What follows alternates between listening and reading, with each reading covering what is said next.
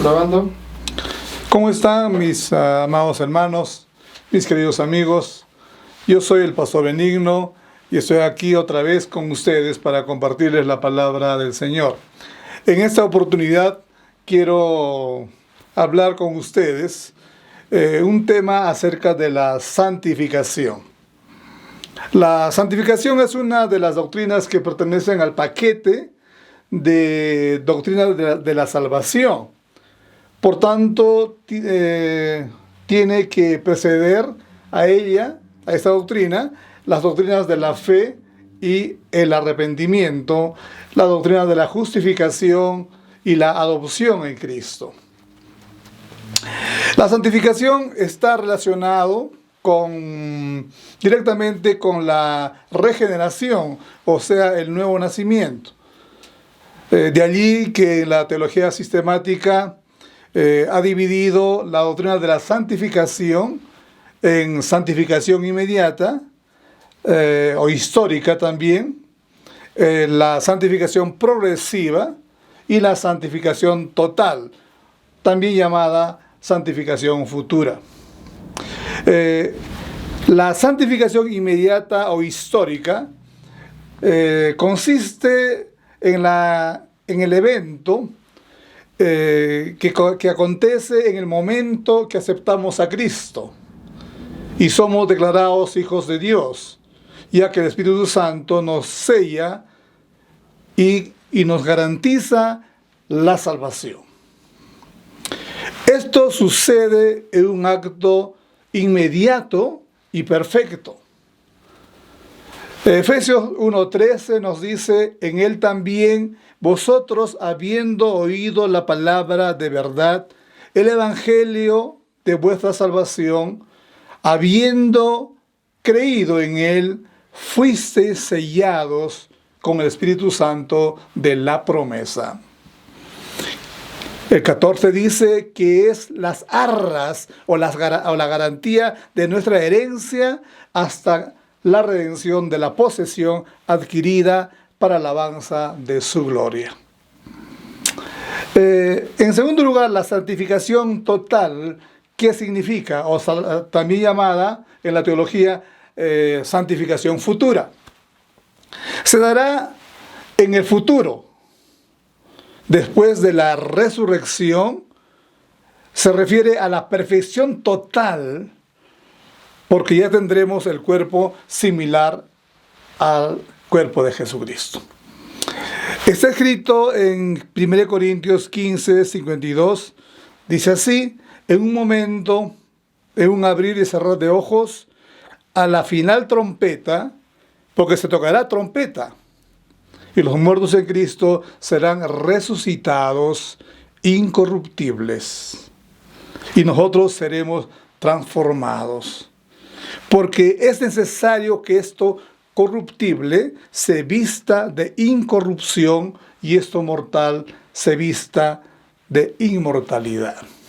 En eso consiste la santificación total, o también llamada futura. Ambos tópicos se refieren al inicio y al final de nuestra carrera cristiana. La santificación progresiva es aquella etapa intermedia que experimentamos en el día a día en nuestra carrera cristiana. Tal experiencia también es perfecta si lo observamos desde el punto de vista divino, pero si lo observamos desde el punto de vista humano, se vuelve una santificación inconclusa. En las palabras de Pablo, que dice: hermanos, yo mismo no pretendo ya haberlo alcanzado, pero una cosa hago, olvidando ciertamente lo que queda atrás y extendiéndome a lo que está delante.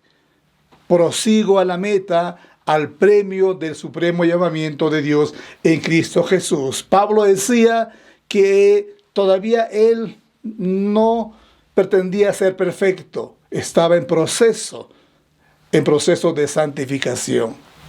La nueva confesión bautista escrito en 1833, en el artículo 10 dice: creemos que la santificación es el proceso del cual, de acuerdo a la voluntad de Dios, se nos hace partícipes de su santidad, que es un trabajo progresivo, que se inicia en la regeneración y se lleva a cabo en el corazón de los creyentes por el poder y presencia del Espíritu Santo, el sellador y consolador, en el uso continuo de los medios nombrados, especialmente la palabra de Dios, el autoexamen, la abnegación, la vigilancia y la oración. La santificación práctica y progresiva, o la experiencia comienza cuando nacemos de nuevo y se coloca en Cristo. Esto puede parecer muy teológico y teórico. Claro que sí. Por ello vamos a ejemplificarlo en la vida de uno de los héroes de la Biblia, el patriarca Abraham, también conocido como el padre de la fe y amigo de Dios. Esto es impresionante. ¿Cómo un mortal como Abraham puede ser llamado padre de la fe y amigo de Dios? Esta amistad se muestra claramente en el relato del juicio de Sodoma y Gomorra. En Génesis 18:17 está escrito: y Jehová dijo: encubriré a Abraham lo que voy a hacer, hablando del juicio a Sodoma y Gomorra, habiendo de ser Abraham una nación grande y fuerte, y habiendo de ser bendita en él todas las naciones de la tierra. En este episodio, Dios habla de Abraham, con Abraham, mostrando su complicidad. Y le cuenta sus planes, incluso que él va a juzgar a Sodoma y Gomorra. Abraham tiene tanta confianza con su amigo, Dios, que se atreve a regatear con él. Podríamos suponer que Abraham alcanzó la perfección en ese momento. ¿Será el hombre perfecto? Vamos a revisar su historia. El tema salta a la vista: la santificación progresiva de Abraham.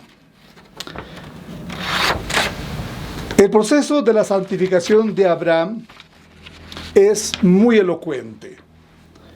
La primera cosa, antes de iniciar el proceso de santificación en la vida de Abraham, es que vamos a concentrarnos en la elección de este hombre.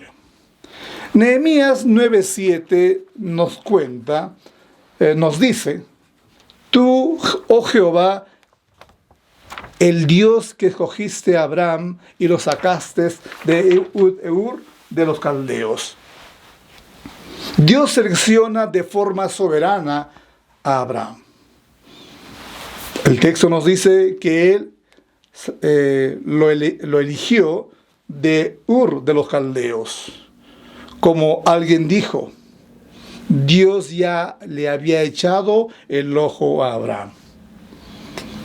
Ur en el siglo 22 o siglo XX antes de Cristo, nos refieren los estudiosos de la arqueología, que era una ciudad politeísta, como las grandes otras ciudades.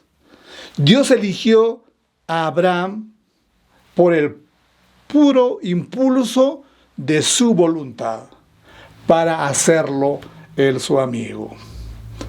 Abraham no tenía mérito alguno para su elección. Era la pura y soberana y graciosa voluntad de Dios. En Génesis 2:12, 1 al 4, Dios inicia en la vida de Abraham a intentar seducirlo e insertarse en su vida. Y empieza con un cortejo para convencer a él. Abraham se dejó cortejar y obedeció. De allí en adelante empieza Abraham a depender de Dios. En Génesis 12, Abraham decidió obedecer a Dios y dejar su tierra y su parentela. En ese momento de obediencia, Abraham dejó sus raíces y su vida antigua de idolatría. Luego dice el narrador de Génesis en el capítulo 15, versículo 6, creyó a Jehová, Abraham creyó a Jehová y le fue contada por justicia. Resumiendo esta primera parte, primero, es la selección o elección de Dios en su absoluta y soberana voluntad. Abraham no hizo mérito alguno para ser elegido. Segundo, es la justificación por la fe, por la pura gracia de Dios. Ahora vamos a hablar cómo fue el proceso de santificación de Abraham. Una vez elegido y luego ser justificado por la fe, ya estaba listo para iniciar el proceso de la santificación en su vida. Pero inmediatamente después de su elección, relata el capítulo 12, versículos 10 al 20, ocurre una desaprobación en sus acciones desde todo punto de vista. Este hombre que había sido mencionado por Dios, que era el padre de la fe, el amigo de Dios, se presenta la escena, el relato, como un acontecimiento muy, muy decepcionante. Resumiendo el relato, había una situación de hambre en el territorio donde vivía Abraham. Hubo hambre en la tierra y Abraham decidió irse a Egipto, donde el río Nilo garantizaba la sobrevivencia de los animales y de las personas.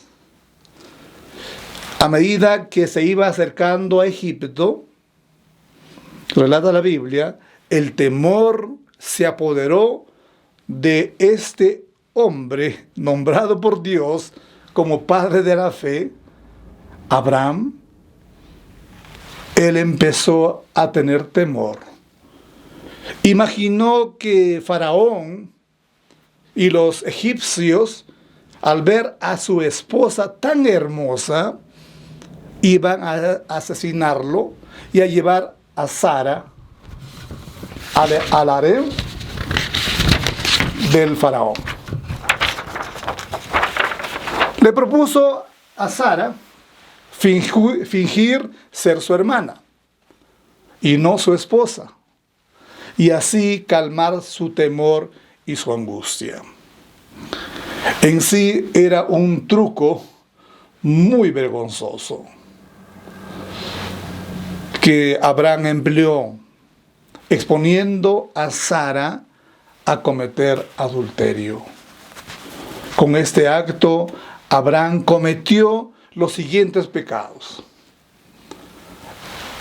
engaño premeditado, falsificación de identidad, coacción y manipulación, abuso de poder, incitación y exposición de su propia mujer a cometer adulterio, proxenetismo, o sea que prostitución de su propia esposa. Eso era aberrante desde todo punto de vista. Si Abraham viviera en nuestro tiempo, se tendría que enfrentar a la ley y al movimiento feminista que defiende los derechos de la mujer. Pobre Abraham, sería expuesto a vergüenza pública en la sociedad actual. Ahora viene la pregunta: ¿cómo puede un hombre de la Biblia, un catalogado por Dios mismo como su amigo y padre de la fe, ser representante digno con esta personalidad pecaminosa? Abraham no era perfecto en sus caminos para con Dios. En Génesis 17, en todo el capítulo, Dios le exhorta a Abraham. Era Abraham de edad de 99 años cuando se le apareció Jehová y le dijo: yo soy el Dios Todopoderoso, anda delante de mí y sé perfecto. ¿Por qué Dios le exhorta a Abraham a ser perfecto? Porque el caminar suyo no era totalmente recto. Sin embargo, gozaba de la protección de Dios. El padre de la fe, el amigo de Dios, caminaba de tumbo en tumbo. Dios le prometió a Abraham, cuando le llamó, él tenía 75 años. A los 86 tuvo su primer desliz, que relata la Biblia, su primer desliz de fe con Agar. Él quería forzar la voluntad de Dios de tener descendencia y usó a su esclava, de su esposa, tener un hijo. Y tuvo un hijo, pero no era la voluntad de Dios. Cuando tenía 99 años, 24 años después de que se le apareció o le llamó o lo eligió Dios, Abraham tuvo la experiencia de hacer un pacto con Dios. Abraham ciertamente cometió varios errores y su vida estaba llena de pecados e imperfecciones, pero había sido elegido por Dios. En el capítulo 17 narra un evento auspicioso en la vida de Abraham, donde se observa una nueva iniciativa de Dios, reiterando el pacto, reiterando la promesa, y cambiando su nombre de Abraham, que significaba Padre o Padre Supremo, por Abraham, padre de una multitud, de mucha gente. En Génesis 17, Dios confirma el pacto con Abraham, inaugurando el rito de la circuncisión como señal de un pacto externo que deriva de un pacto interno, dándonos a conocer que la santificación es un proceso y Dios siempre toma la iniciativa. ¡Qué fiel es Dios!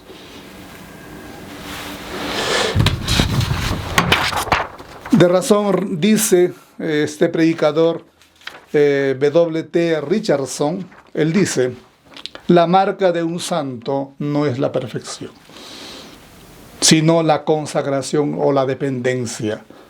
Un santo no es un hombre sin faltas, es un hombre que ha decidido dejarse guiar y dar su vida sin reservas a Dios.